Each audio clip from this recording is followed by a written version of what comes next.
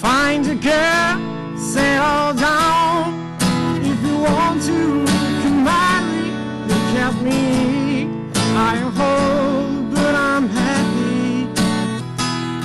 All the times that I cried, keeping all the things I knew inside. It's hard, but it's harder to ignore it. If they were right, I'd agree. They don't know me now, there's no way. And I know that I had to go away.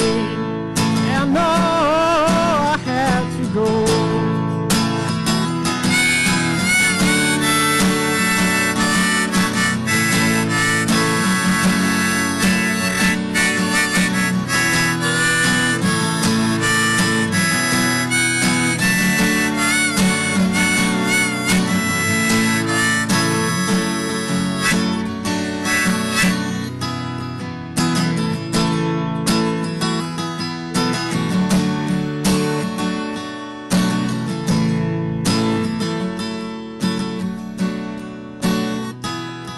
How can I try to explain? 'Cause when I do, it turns away again.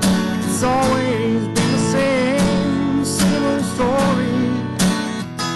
But from the moment I could talk, I was all the rest to listen now. There's a way, and I know that I had to go away. I know.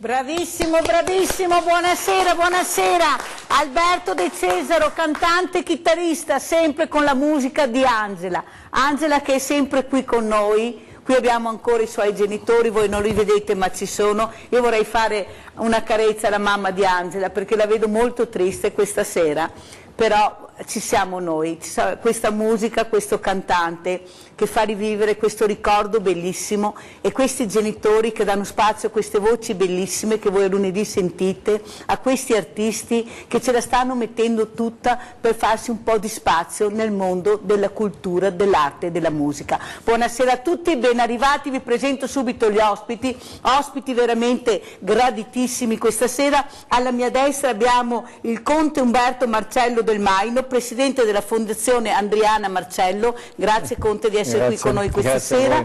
Vicino a lui c'è Daniela Novelli, merlettaia di Venezia. Voi vedrete le opere d'arte che fanno queste merlettaie. Qui Daniela questa sera lavorerà questi merli, questi pizzi meravigliosi. Poi ci spiegherà come nasce questo merletto di Burano, che è una cosa unica che abbiamo, che dobbiamo salvaguardare. Perciò queste puntate, queste trasmissioni fanno capire l'importanza di andare a visitare questi musei che abbiamo bellissimi, la nostra storia, la nostra arte, la cultura che abbiamo noi. Pensiamo solo a Venezia, qui a due passi, magari tanti trevigiani non conoscono neanche a Venezia, ma vai a Maldive, ma non importa, andiamo avanti. Mentre alla mia sinistra abbiamo Roberto Candiotto e Giovanni Ciatto del Rugby Castellana che ha vinto lo scudetto. Grazie di essere qui. Noi vi abbiamo già conosciuto, siete già venuti ospiti, io vi ho fatto l'intervista.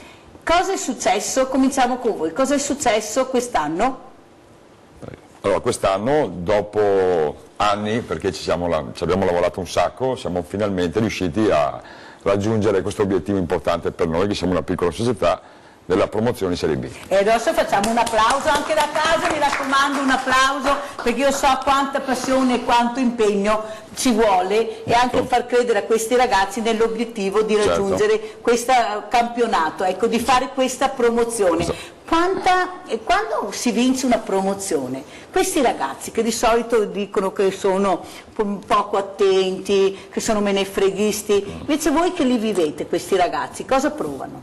Diciamo che la nostra realtà è un po' diversa magari da altre realtà che si occupano di sport, perché noi i ragazzi li cresciamo fin da piccoli, quindi sono tutti attaccati alla maglia e la promozione l'abbiamo ottenuta lavorando solamente in casa. Quindi la maggior parte dei ragazzi sono con noi da 15 anni e grazie al lavoro che abbiamo fatto negli ultimi 15 anni siamo riusciti a ottenere un risultato tutto nostro. E quindi credo che loro lo sentono molto questo, molto di più di magari un giocatore che arriva per una stagione da fuori. Ecco, quindi è un grande orgoglio. Un grande traguardo per certo, loro. Certo. Bene, poi ne parleremo ancora di questa bellissima promozione. Adesso però io volevo presentarvi questa fondazione Andriana Zon Marcello. La nobildonna è nata nel 1839, figlia unica del nobile Zon Andrea e della coltissima marchesa Teodora Carlotti. Qui abbiamo il conte Marcello, non so se si può inquadrare una donna già dalla foto, da questi ritratti, molto tosta. Conte Marcello, cosa ci vuol dire di questa grande donna? Io prima parlando con lei ho detto che per me è stata un'illuminata. Beh, sicuramente illuminata, grande anche perché non è soltanto l'illuminazione culturale, ma era ha colto il momento, perché in casa, nella sua villa sul Teraglio raccoglieva artisti, raccoglieva poeti, preti, c'era un cenacolo. Per cui molte cose sono nate lì nella villa, nella sua, diciamo, cerchia, e ha sempre pensato, da buona cattolica, anche a quelli che sono i bisogni della gente, quindi ha trovato, diciamo, un campo dopo dove sfogarsi e dove cercare di realizzare quelli che erano i suoi ideali. Allora, pensate, si trovò vedova con 7 figli molto giovani, ma la sua forza ed energia la portò a compiere un'ardua impresa. Pensate di che anni stiamo parlando.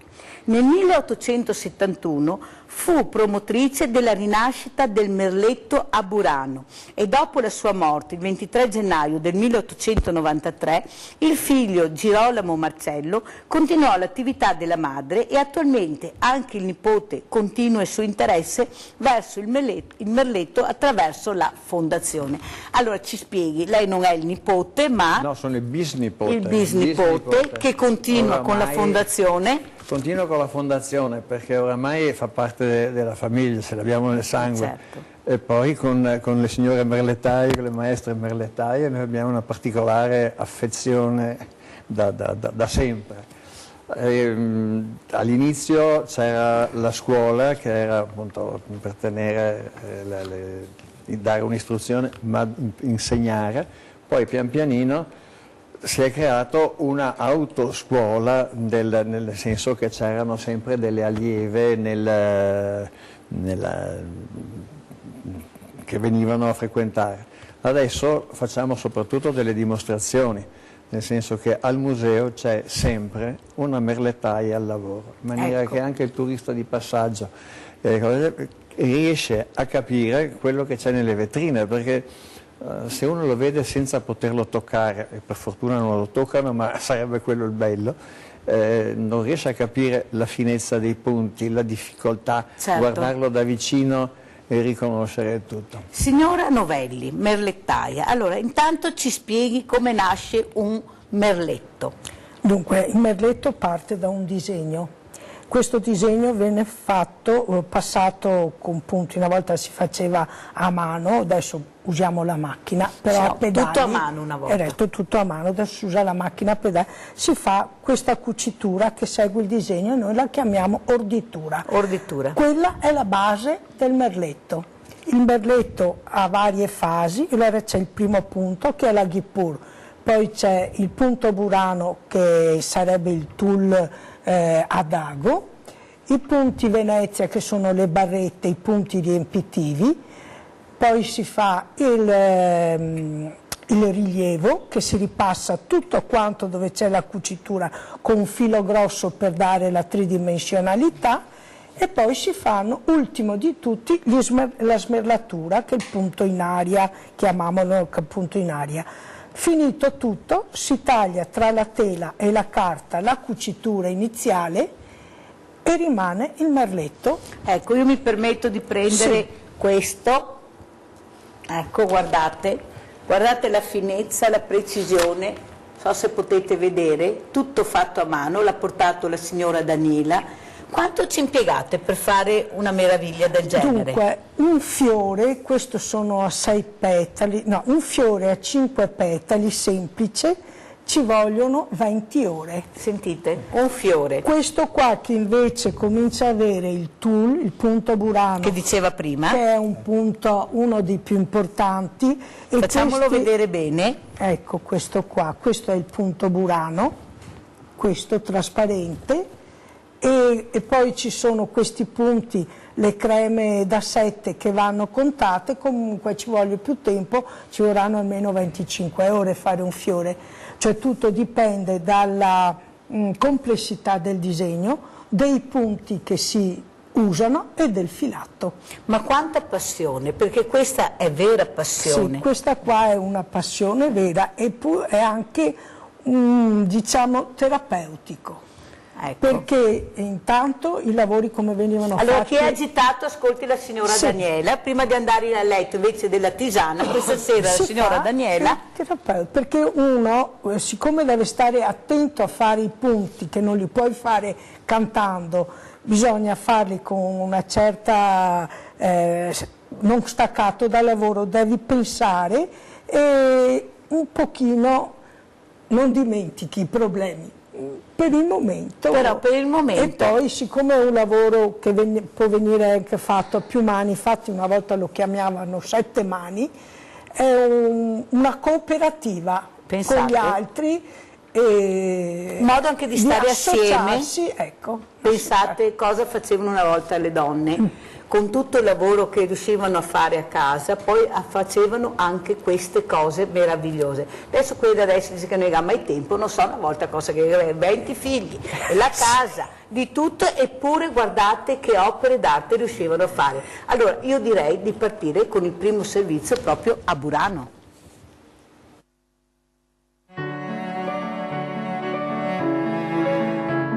Siamo arrivati a Burano. Sta ricominciando a piovere, ma noi non molliamo. Andiamo a visitare il Museo del Merletto. Andiamo!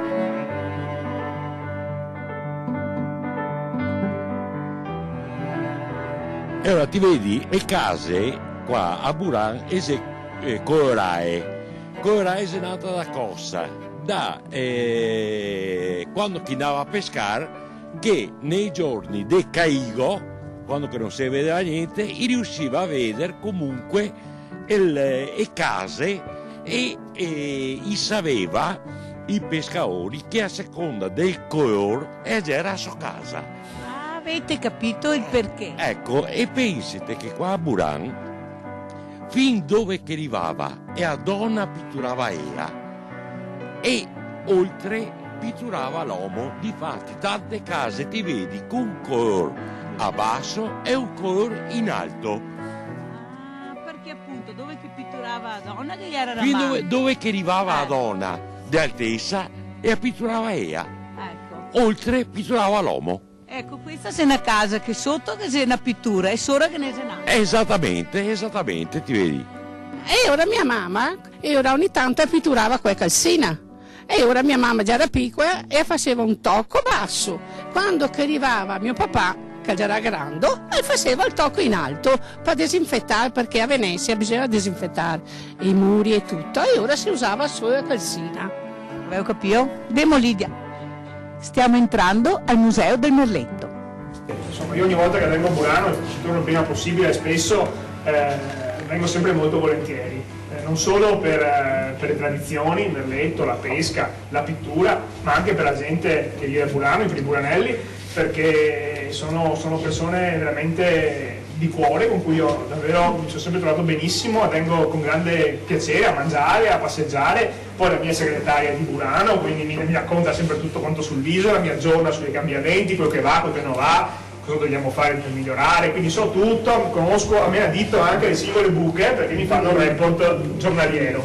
Ma oggi è importante esserci per un motivo particolare, perché spesso e volentieri fuori Burano, fuori Venezia, la pittura di Burano non è conosciuta, e invece, tranne dagli esperti, dagli addetti ai lavori, e invece in questi decenni, negli ultimi decenni, si è un po' dimenticata la tradizione importante che la pittura di Burano ha avuto, e noi stessi nei nostri musei civici custodiamo dei tesori, e era importante ed opportuno che questi tesori non fossero solo a Capesaro, ma venissero riesposti a Burano, dove sono nati, come non solo omaggio alla pittura di Burano, ma anche omaggio agli abitanti di Burano e all'isola di Burano, che hanno il diritto e il piacere di vedere questi quadri fatti a Burano da persone di Burano essere esposti con tutti gli onori in questa bellissima casa, più che un museo, perché è una casa di chi vuole passare.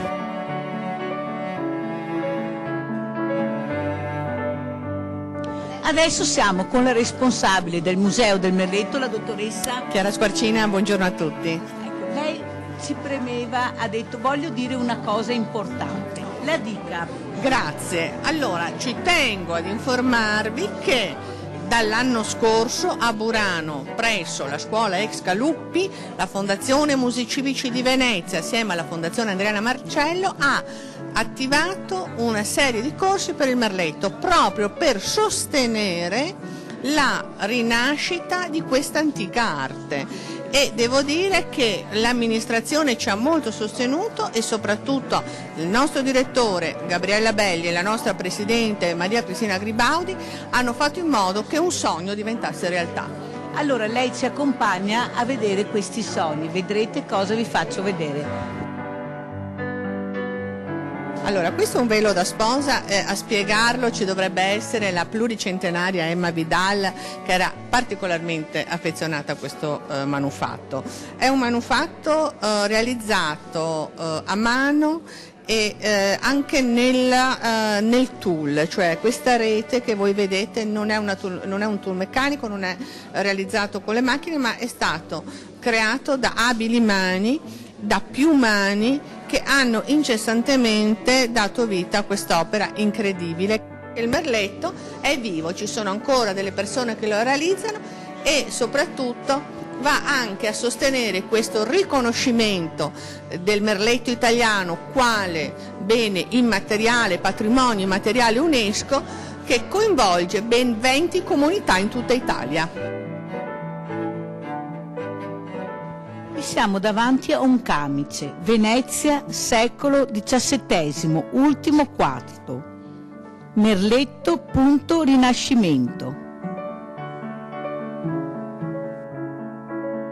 Romana, quanta passione per fare questi punti meravigliosi che creano delle stupende tovaglie, centri tavola, vesti.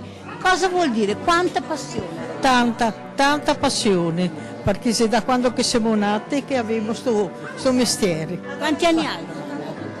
Vuoi proprio che li dica? 85. Complimenti veramente. Quanto da compigliela? A luglio. Adesso cosa stai ad esempio facendo? Che lavoro stai facendo? Io sto facendo le farfalle, devo fare la rifinitura, che metto il filo argentato e faccio il punto K, vede, per affissarlo. Ma guardate la precisione, guardate che meraviglia. Quanto ci impieghi a creare una farfalla? Per farla tutta ci vuole 10 giorni, anche più. Quando vediamo quelle meravigliose tovaglie, questi centri tavola, quanto tempo, ma di una precisione incredibile. Io invito tutti a venire a vedere, perché questi che abbiamo visto, questi sono originali, ci vuole anni e anni.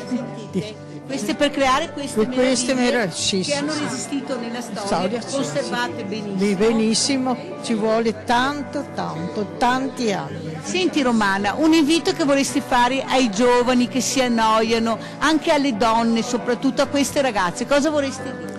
E questo è un bel merletto da poter imparare, ma più che altro per fare un hobby, non per guadagnare e per lavorare, sì, e non per mangiare. Grazie Romana e continua questo bellissimo lavoro con queste meravigliose farfalle.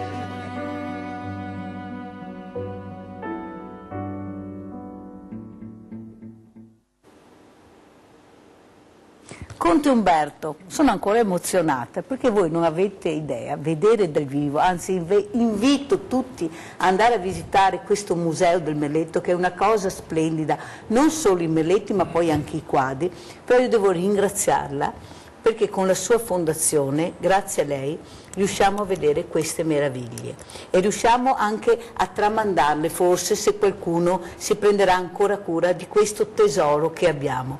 Quanto amore ci vuole per mantenere intatte queste tradizioni e far vedere la nostra storia, la storia del merletto di Burano che tutto il mondo ci invidia.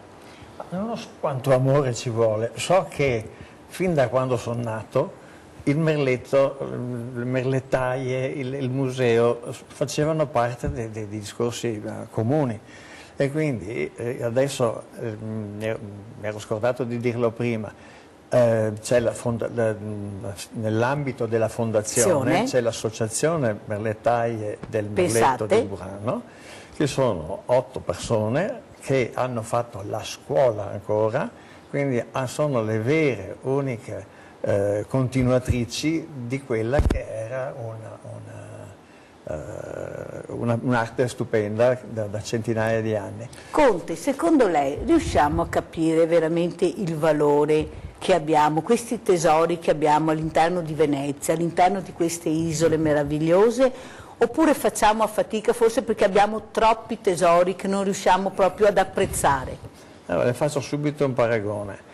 Ho chiesto quanto tempo ci ha messo a fare quel fiore lì, quanto ci ha messo? 20 ore uno semplice. 20 ore. Allora, tutti noi sappiamo quanto può guadagnare un operaio, un artigiano per ora. E quindi questo mazzolino è un mazzolino già prezioso. Esatto. Pensiamoci a qualcosa di più grande ancora.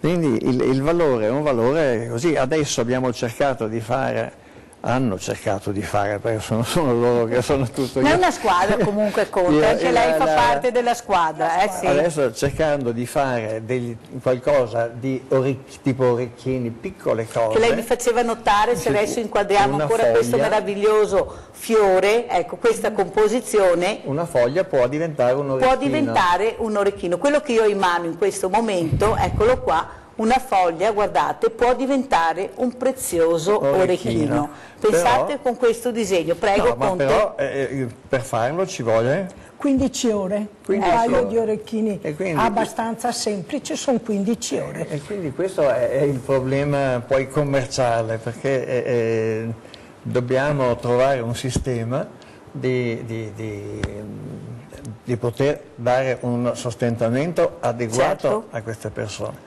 Del resto, le racconto un aneddoto, quando tra le 2 guerre se ne occupava mio padre, è andato a Parigi da Jean Patou. Jean Patou era uno dei più grossi sarti di Parigi, chiedendogli se poteva metterlo dentro con un pezzettino. E Patou gli ha detto: guardi, se io ne metto dentro tanto così, gliene fanno tanto di quello falso che voi quello vero non lo vedrete mai più. Per cui c'è anche questo problema. Che copiano tutto, dice? Copiano, lo sviliscono. Lo sviliscono, e quindi esatto, non ha più il valore. Noi cerchiamo sempre gente nuova con i corsi, eccetera. C'è anche un uomo che è venuto a partecipare a uno dei corsi, per avere sempre, diciamo, nuove persone che portano nuove idee e tutto quanto. Però non è facile. Non è facile. Signora Novelli, allora, passione, amore, ma i giovani, le giovani si avvicinano a questo mondo oppure si fa fatica anche in famiglia a far capire alle figlie, alle nuore? Tanta fatica. Si fa tanta Io fatica. ho una figlia, ho provato a insegnarle, anche perché è artista, ha fatto un fiore, dico la verità, come primo fiore che ha fatto, una bella mano, un bel fiore, ha detto non è per me, perché tanto noi facciamo il merletto tradizionale, perché la tradizione è bianco e cru o nero, invece i giovani preferiscono il colore, ma il merletto colorato, a mio avviso, non è un merletto, non è la stessa cosa. Non è la stessa cosa, diventa una cosa un po' pacchiana, diciamo.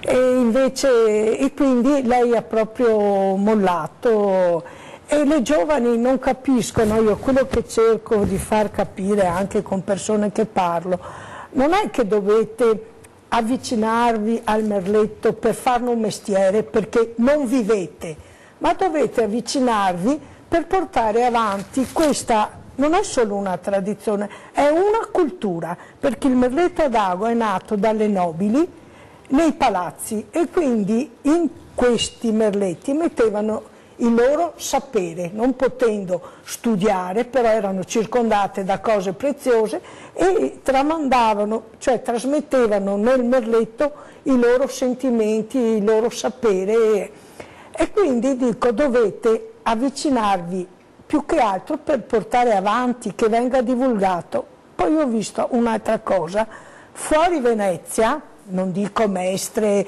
il merletto non è conosciuto. Ecco. Non è conosciuto e non è apprezzato, perché quando io ho parlato di merletto a Padova, una signora mi dice faccio anch'io il merletto. Sì, ho detto davvero signora, dove hai imparato? Ah, lo faccio con la macchina da cucire. Mese casca i brassi. Ma tanto i brassi. Se poi, guardate, io non riesco a farvi vedere, ma la precisione di questo punto di Burano è una cosa che lascia senza fiato, è di una precisione, è talmente piccolo e talmente preciso che io, Giovanni, mi domando, ma quanto ben di Dio gavemo? E avete sentito la signora Daniela cosa dice? Non sanno neanche che c'è il merletto, ma l'hobby, la passione possono vincere su questa apatia che gira sempre attorno. Lo appoggio qua delicatamente perché veramente è una cosa, eccola qua. Cosa dice Giovanni? Io credo che stiamo perdendo la tradizione, la storia e tante cose buone e belle che abbiamo e non le apprezziamo. La vita di adesso ci porta a non perdere tanto tempo per farlo. Per farlo, adoperare la macchina da cucire, come sì, diceva. O a trovarlo già fatto. O a trovarlo già fatto. Io mi rivolgo anche a Alberto De Cesaro, giovane. Allora, musica, sempre cultura, storia, arte, ma sentendo queste parole del Conte, della signora Daniela, vedendo questi lavori, tu da giovane, cosa ti senti di dire? Secondo me, concordo che sia difficile trovare un punto di incontro tra una tradizione e comunque un bisogno che c'è da parte di noi giovani appunto di crearsi una strada, crearsi un futuro, perciò la difficoltà sì, è tangibile. Io trovo sfogo nella musica, però se devo pensare a magari qualche ragazza che possa trovare sfogo nel produrre questo tipo di opere, Ma se tu regalassi questo meraviglioso fiore che ha fatto Daniela, la tua ragazza, secondo te, la ragazza d'oggi apprezzerebbe questo fiore oppure non lo apprezzerebbe? Tu che conosci il mondo giovane. Secondo me lo apprezzerebbe, però per me. È difficile, molti giovani d'oggi hanno paura di far fatica e comunque c'è bisogno di molto tempo per creare un'opera del genere, perciò appunto riuscire ad amalgamare tutte queste cose diventa difficile secondo me nel mondo nel quale sono nato, nella generazione 2.0, 4.0. A vedere il punto di Burano. Sì.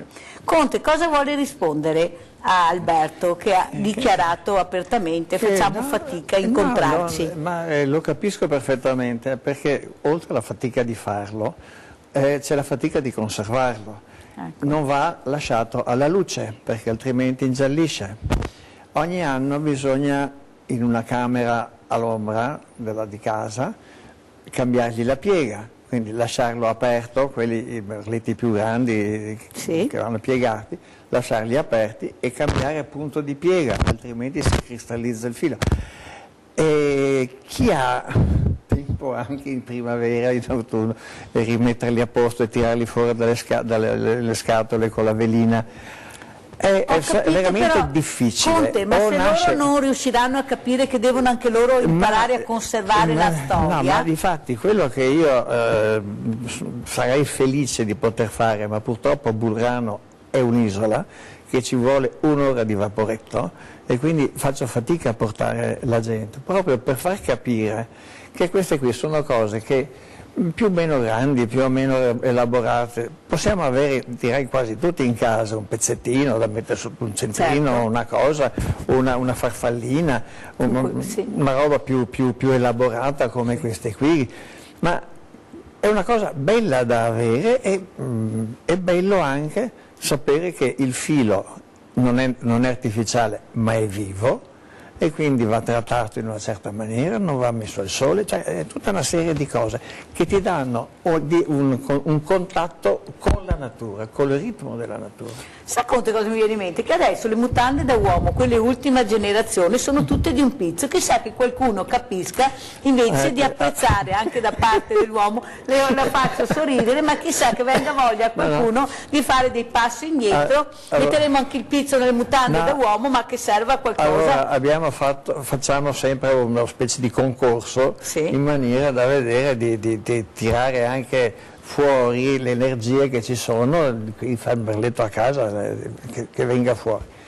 E diamo un tema, abbiamo fatto il tema era il merletto per l'uomo. Ecco, avete visto? Allora è stata una bellissima cravatta, delle pochette e un cash sex in merletto che era imperdibile, è nato bruciato, non si sa più dov'è. Ecco, avete capito? Mai dire mai, perché veramente non si sa mai, pur di arrivare all'obiettivo di realizzare veramente l'obiettivo realizzato è quello di far venire la gente, visitare i giovani, ma le scuole, Conte, arrivano le scuole? Le scuole è la solita questione, chi si prende la responsabilità di portare 20 persone, bambini in vaporetto dove magari uno casca in acqua, l'altro si pizzica e dopo poi ahimè, una volta era molto più semplice, intanto gli insegnanti comandavano e si ubbidiva, adesso la disciplina è una cosa che è sconosciuta, quindi io capisco. Non si possono portare, noi una volta facevo parte di un'associazione, divago un attimo, e con una professoressa di lettere che credeva nel merletto, c'era stato un progetto di gemellaggio con una scuola all'estero, mi sembra in Finlandia, in Irlanda o in Finlandia. Loro lavorano il merletto a fuselli, è obbligatorio a scuola, maschi e femmine devono lavorarlo, è come una materia di studio perché è una tradizione che non deve andare perduta. Noi abbiamo fatto il gemellaggio con una sola scuola a Venezia che ha voluto, ci credeva, e allora loro hanno prodotto, era merletto in natura per dire, loro hanno prodotto i cristalli di neve a fuselli.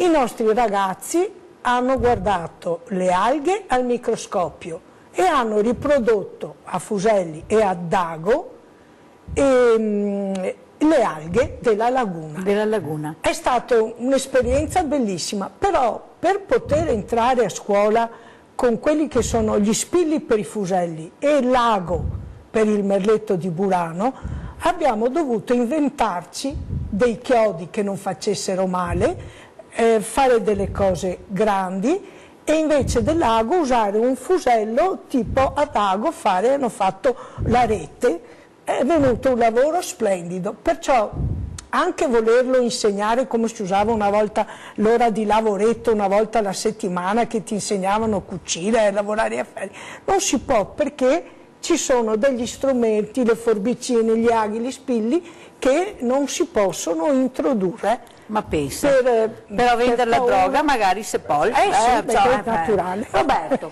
cosa possiamo dire a questi ragazzi che secondo me non sono proprio così male? È che forse vanno presi un po' per mano, forse l'adulto deve fare dei passi indietro, non loro. Cosa dice Roberto? Io credo che non siano per niente male in realtà. Noi, le Bravo, generazioni Roberto. dopo tendono a vedere, le generazioni più vecchie tendono a vedere sempre male quelle dopo, ma in realtà è una storia che si ripete sempre, quindi non credo siano per niente male. Credo che la sfida loro, per esempio, più difficile sia quella di far diventare attuale un lavoro, un prodotto che non è attuale. E adesso tutto va per velocità, costi bassi, è qualcosa di facile, e qua è tutto il contrario. E quindi credo che quello sia la sfida più difficile per loro. Ma Roberto... Come anche noi abbiamo delle sfide difficili per portare i ragazzi a fare scuola. Allora io mi chiedo, Giovanni, Roberto, se voi portate la vostra squadra a vedere questo museo del Merletto, conoscendo questi ragazzi, sarebbe apprezzato? Potrebbe, bisogna fare un lavoro a monte, bisogna sicuramente fare un lavoro a monte facendo conoscere cos'è il prodotto, perché sennò arrivano là e non capiscono cosa stanno vedendo, perché per un occhio come il mio, che è la prima volta che vede queste cose qua, faccio difficile a capire la differenza tra questo prodotto qua e un prodotto che magari trovo in una bancarella che costa 5 euro. Ecco. In realtà poi se me lo spiegate adesso che sono qua, capisco che dietro c'è molto di più, però dobbiamo fare un lavoro a monte per poter poi portare i ragazzi a vedere questa cosa qua, che magari poi viene anche apprezzata. E credo che la loro sfida più difficile sia proprio quella di attualizzare questa esperienza, ecco, perché alla fine è un'esperienza. Giovanni? Ma io torno un attimo indietro, concordo perfettamente con l'idea del signor Conte in merito alla scuola, alla burocrazia che blocca la scuola. Faccio un piccolo parentesi. Nel nostro piccolo, le scuole che sono a 200-300 metri dal campo, c'è una burocrazia interna per riuscire a portare i ragazzi in campo che è una cosa tremenda. Mi immagino che per portarle a vedere, e addirittura magari da Treviso, da Padova, da Castelfranco, portarle a Burano diventa una cosa, con la burocrazia di oggi, insormontabile. Eppure io sono convinta che se riusciamo a fare reti, riusciamo a fare squadra, veramente possiamo abbattere questa burocrazia che è diventata un elefante. Il problema è che stiamo troppo in silenzio, abbiamo poca informazione. Adesso io mi domando, anche questo museo del Merletto di Burano, io vorrei che a casa dicessero quanti sanno che esiste, quanti lo conoscono, quanti sono andati non solo a vedere il museo del Merletto, ma a visitare Burano, Murano, queste isole meravigliose che abbiamo, come avete visto, e pochi conoscono.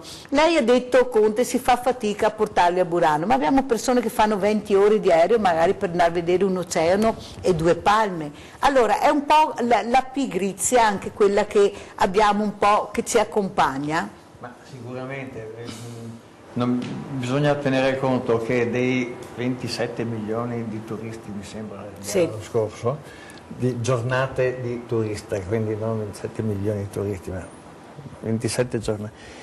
E molti sono mordi e fuggi, quindi quando hanno visto Piazza San Marco, sentite bene, quindi Basilica di San Marco, Palazzo Ducale, se c'è la coda troppo lunga non ci entrano, fanno una passeggiata un po' sulla riva e vanno a mangiarsi un gelato, le gelaterie lì del luogo, semmai un salto alla Salute e forse al Palazzo del Cinema. Guardi che qualcuno non sa neanche cosa che sia Salute, Conte sa, e pensa che si va i Veneti lo sanno. No, sta che credo. La Basilica della Salute la Basilica della Salute è stata fatta come voto per la fine della peste del 1600 e Ciapeli, non mi ricordo più il numero esatto. Comunque del 1600.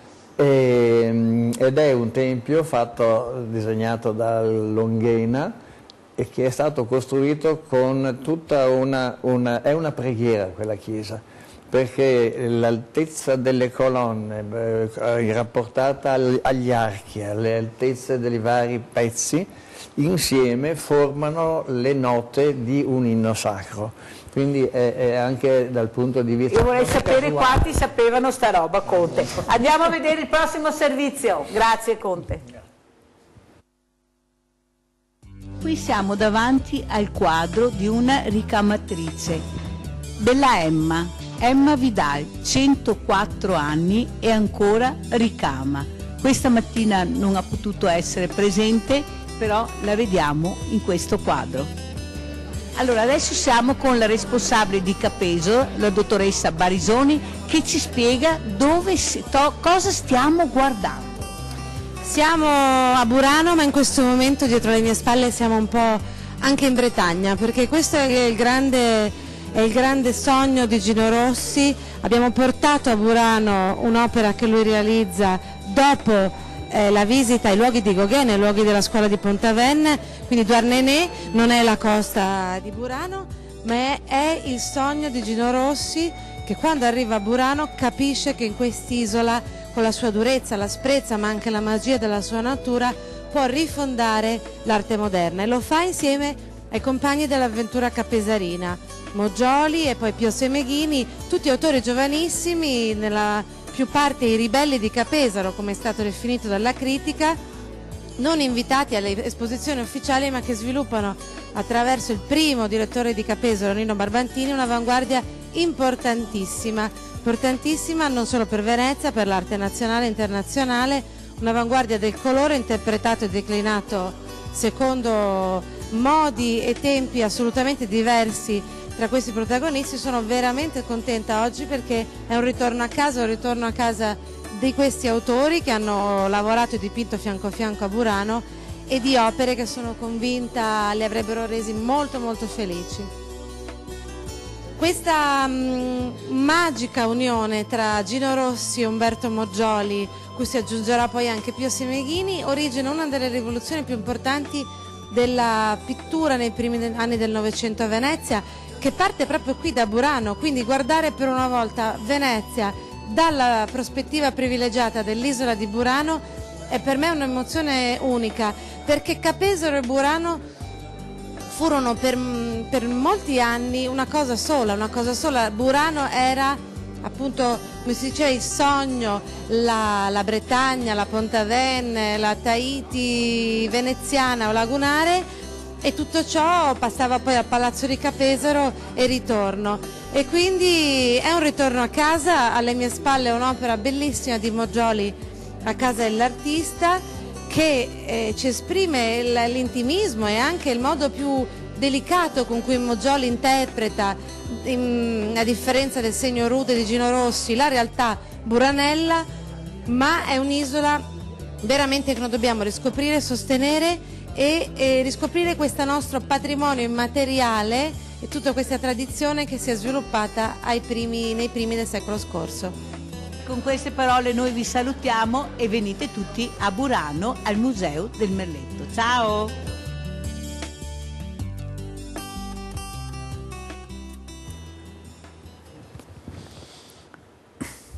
Conte, Marcello, vedendo queste immagini cosa vuole aggiungere? Ma mi sembra che sia stato abbastanza esplicativo questo, il valore di questa arte, perché non è artigianato, è arte questa, e quindi sono perfettamente d'accordo che è difficile farne una fonte di sostentamento per la vita, però è un qualche cosa che non deve morire, perché una cosa del genere, persa la mano, quindi non il disegno, persa la mano, abbiamo perso tutto.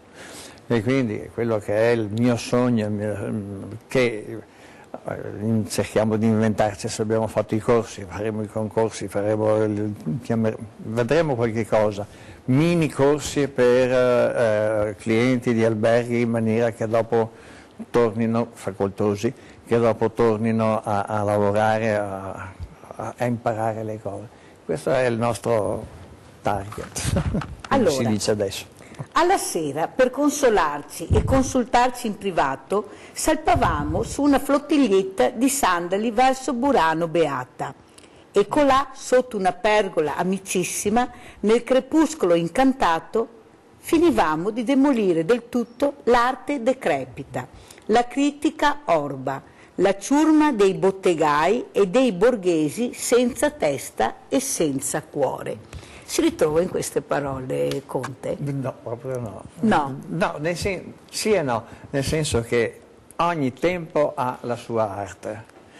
E quindi non la amo moltissimo questa ultima arte, è troppo essenziale e ho bisogno di qualcosa che mi contenga la mente.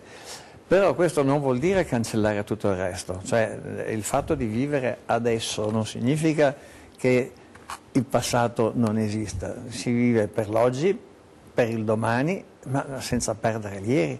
E quindi io mi trovo aver voglia di qualcosa di nuovo, di attuale. No. Continuiamo allora. E sullo spianato crescevano i nostri castelli. Provassero a toccarceli. Quando tornavamo di notte per la laguna, ci pareva che il buon Dio avesse creato le stelle perché brillassero per noi, perché a Capesaro s'era tutti uno per l'altro, con qualche saporito litigio e qualche per male, che passava presto e tutto tornava come prima. Tutti una famiglia, legati a doppio filo, da una passione tale per l'arte, da una fede tale nella vita e in noi stessi, che quando si ripensa, tra i conti d'oggi, alla rarità delle vendite e ai prezzi d'allora, viene da supporre che di quella passione e di quella fede i più dei nostri campassero. Nino Barbantini, primo direttore di Capesaro, 1948. Sono delle parole però che lasciano il segno nel profondo, perché con poco loro avevano tanto, avevano le stelle, avevano i colori, avevano il mare, avevano questi posti meravigliosi che loro riuscivano ad apprezzare. Ma i giovani d'oggi sanno apprezzare, Giovanni, la bellezza della natura, dell'arte, della cultura? Forse a modo loro. Li vedo molto lontani da queste cose che abbiamo visto anche stasera. Roberto? Credo che i giovani d'oggi siano un po' più esigenti dei giovani di una volta, perché anche culturalmente ci sono evoluti, quindi un ragazzo al giorno d'oggi ha 1000 esperienze, vede il mondo attraverso i social, vede il mondo attraverso tante fonti che prima non c'erano, quindi un tramonto di una volta aveva un valore diverso da un tramonto di adesso, per cui i giovani sono più esigenti, non è che non capiscono queste cose, ma sono molto più esigenti. Una volta, anche quando noi gli diamo un servizio, cerchiamo di fargli fare come noi delle attività sportive, una volta bastava un paio di scarpe e un campo, adesso vogliono una certa guida tecnica, vogliono delle strutture, ci vuole molta più roba perché sono più esigenti, giustamente anche credo è. Non so se sia proprio sbagliato. No, ha reso l'idea. Alberto, tu cosa vuoi dire? Forse non solamente i giovani, ma comunque la società intera è diventata più complessa e più esigente. Non è facile. Io non so, cioè, ho delle relazioni con i miei genitori, con i miei nonni, però comunque negli anni 80, negli anni 90 io non ci sono stato, perciò non posso effettivamente dire con certezza che noi siamo un po' più superficiali rispetto a una volta. Certo, mi dispiace che alcune tradizioni non si riesca appunto a tramandarle a noi.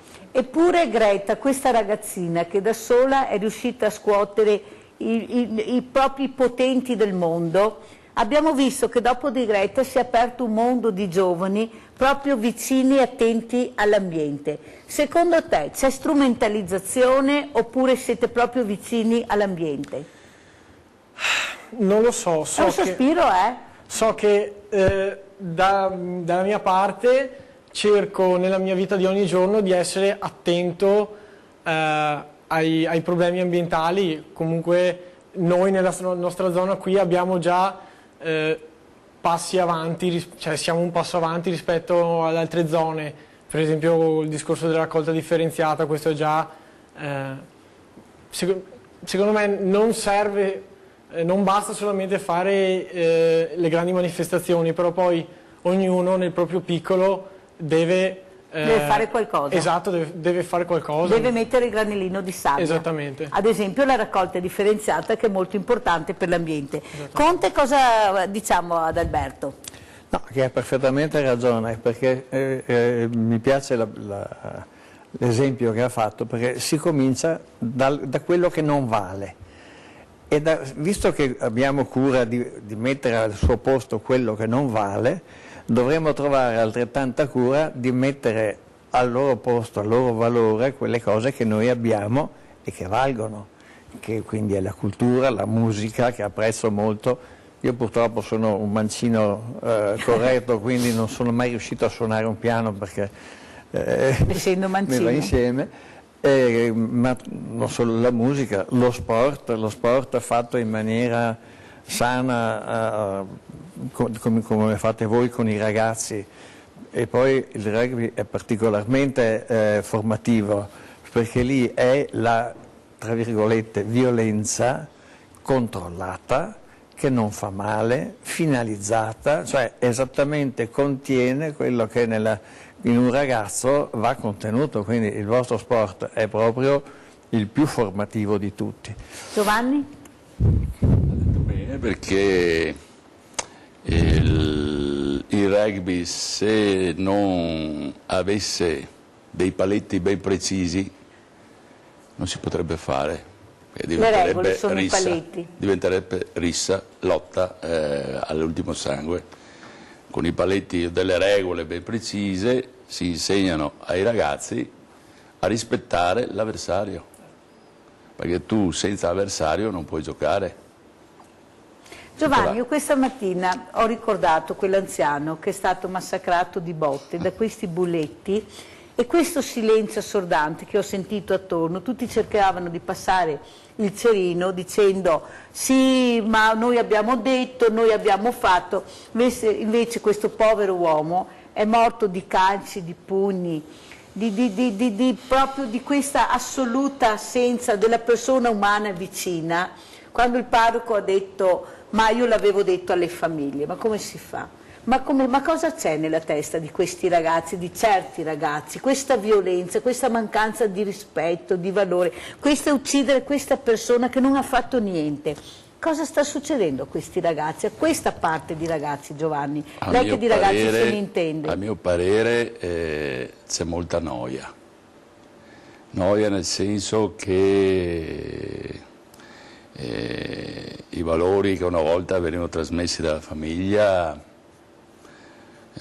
oggi con la crisi un po' della famiglia, tra virgolette, si disperdono, e quindi questi ragazzi sono annoiati, non sanno più divertirsi. Ma si può uccidere in quella maniera una persona umana? Non si rendono nemmeno conto, secondo me.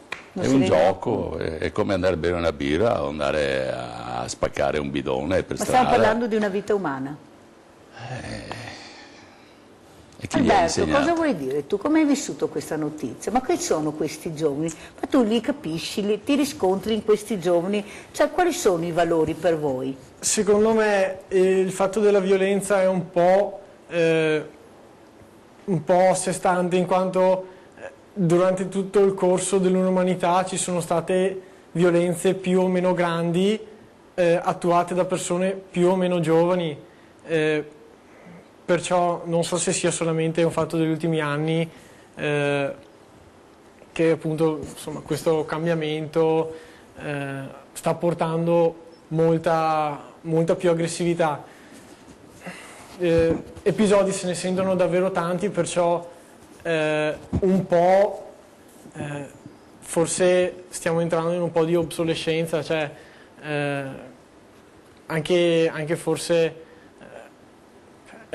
solamente ripetere di questi avvenimenti magari a distanza più o meno ravvicinata svia un po' la questione, il problema centrale, perché si parla che insomma, è stata commessa una determinata violenza, però poi alla fine non si va mai a sviscerare il problema alla base.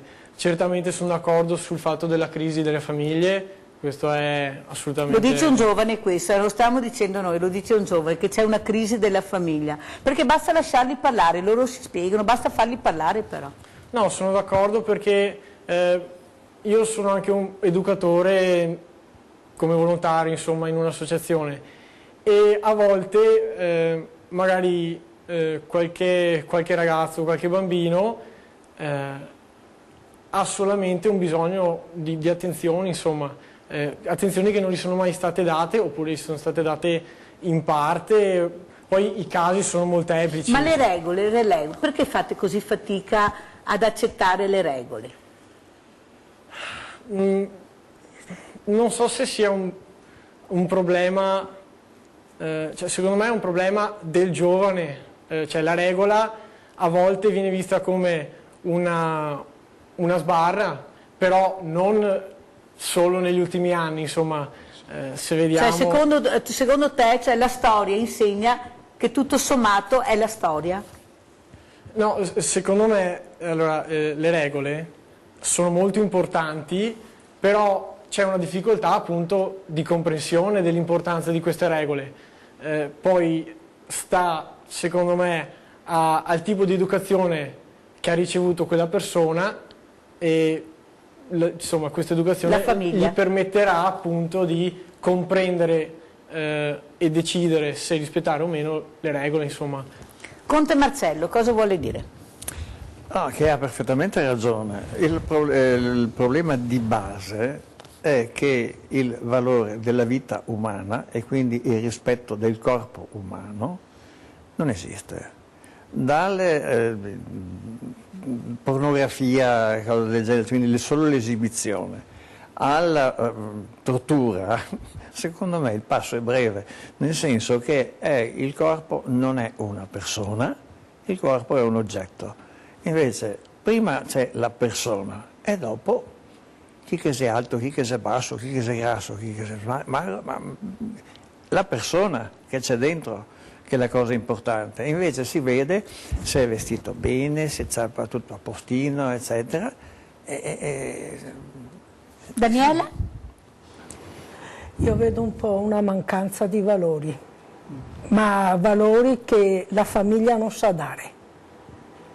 Vedo ci sono tanti giovani che sono bravissimi, ce ne sono tanti che non hanno un minimo di rispetto, proprio persone anziane, persone anche con problemi di deambulazione.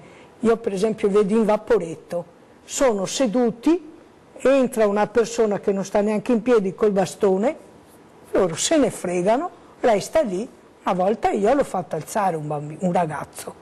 Fatto bene? Ma sono stanco, tanto sei seduto sui posti per gli anziani e quindi cedi il posto. Certo. Se non c'è nessuno, per l'amor del cielo, resta seduto là. Ma loro proprio è come andare contro, è una bravura. Per loro è una bravura. Una sfida. Loro io continuano a sfidare. Io ho fatto così, non va bene, non importa, ma io sono riuscito, cioè forse io sono nata, i tempi ormai sono vecchi, bastava che mio papà mi guardasse così, basta. Silenzio assoluto. Silenzio assoluto, non andava bene neanche così, bisogna trovare una mediazione, un discorso, come dice il ragazzo, bisogna parlare, sì, Alberto, bisogna parlare, capire, perciò però la vita di adesso, i genitori sono sempre di corsa per il lavoro, i ragazzi sono sempre più soli e quindi questo dialogo, diciamo, viene a mancare, o se c'è è proprio cosa hai fatto a scuola, sei stato bravo, non sei stato bravo, basta, chiuso là. Bene, allora noi diciamo a Alberto, visto che ha parlato bene, suona e canta bene, di prepararsi per la prossima canzone perché è già volata la prima parte. Con quale canzone chiudiamo la prima parte? Allora il prossimo brano si chiama She's on My Mind, perciò lei è nei miei pensieri, è una canzone del 2017, perciò è anche abbastanza recente, è dance però comunque è fatta con la chitarra e a me piace molto, insomma. Ascolta, mi permetti di dedicarla a tutte quelle donne che non ci sono più, Ecco, questi femminicidi che abbiamo avuto nel 2018 è stato un numero pazzesco, e a quelle donne che ancora continuano a morire solo perché vogliono bene alla persona sbagliata. Allora a tutte queste donne e a questi genitori, a questi familiari, noi dedichiamo questa canzone di Alberto. Assolutamente.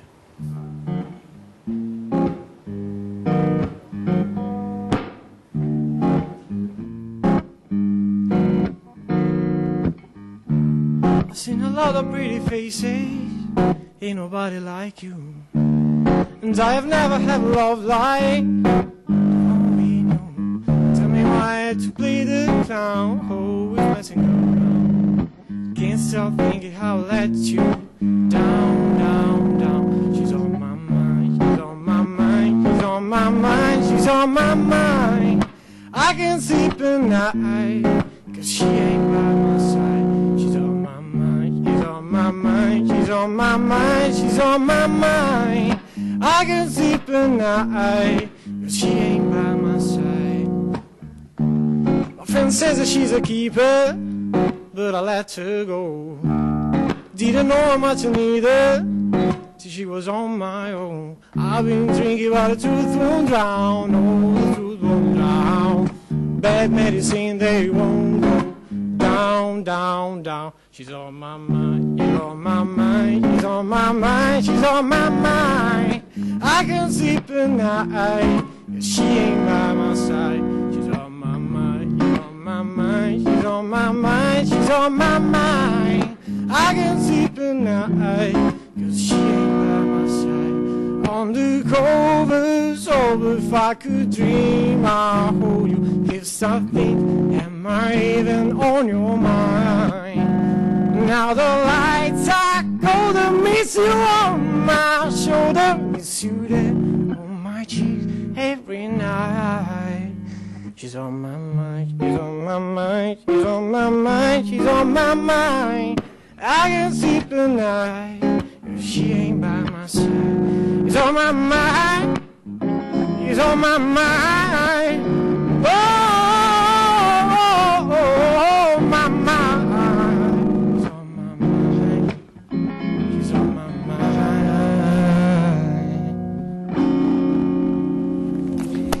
Bravissimo Alberto, non cambiate canale, rimanete con noi, a tra pochissimo.